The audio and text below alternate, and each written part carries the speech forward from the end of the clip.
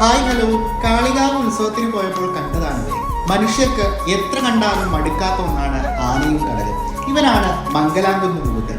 ഉത്സവത്തിന് എഴുന്നള്ളിക്കാൻ കൊണ്ടുവന്നതാണ് ഇവനെ. ആനയെ അമ്പലങ്ങളിൽ എഴുന്നള്ളിക്കുന്നത് കേരളത്തിന്റെ സാംസ്കാരിക പാരമ്പര്യത്തിന്റെ ഭാഗമാണ്. ആനയുടെ മസ്തകത്തിൽ തിടമ്പ് എഴുന്നള്ളിക്കുന്നത് വേദങ്ങളുടെ ആചാരമായ പാരമ്പര്യവും ഉള്ളടക്കങ്ങളും ഉണ്ട്. ആനയ്ക്ക് പ്രത്യേക പുണ്യവും പ്രതാപവും ഉള്ളതുകൊണ്ട് ആനയെ ദൈവികതയുടെ പ്രതീതിയായി കരുതപ്പെടുന്നു.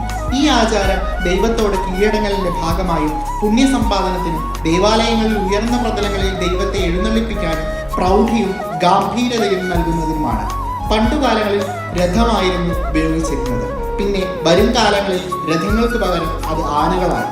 ആന എഴുന്നള്ളിപ്പ് പ്രധാനമായും ക്ഷേത്രങ്ങളിലെ പള്ളിവേട്ട, പൂരം, ആറാട്ട് തുടങ്ങിയ ഉത്സവങ്ങളിലെ ചടങ്ങുകളിലും കാഴ്ചക്കാർക്ക് അകമ്പടി പ്രകടിപ്പിക്കാനും ഉപയോഗിക്കുന്നു.